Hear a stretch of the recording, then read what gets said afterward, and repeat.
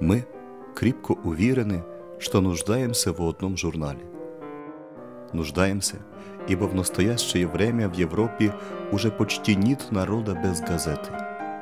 К тому у нас множество таких дел, которые требуют объяснений.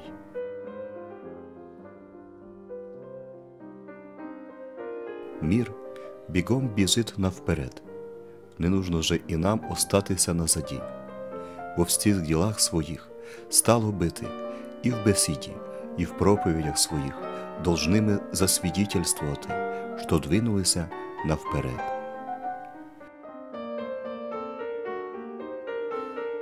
Для того взялися ми за немаловажний труд – сочинення і издавание такого журнала. Листок будет так редагирован, чтобы он по возможности соответствовал всем жгучим нуждам нашим.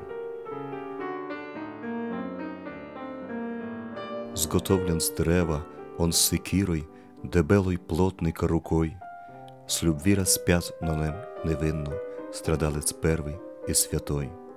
Вкопан он в землю на Голгофті, и вновь найден мир обновил, он душу, сердце, мысль и волю, любви и правде научил.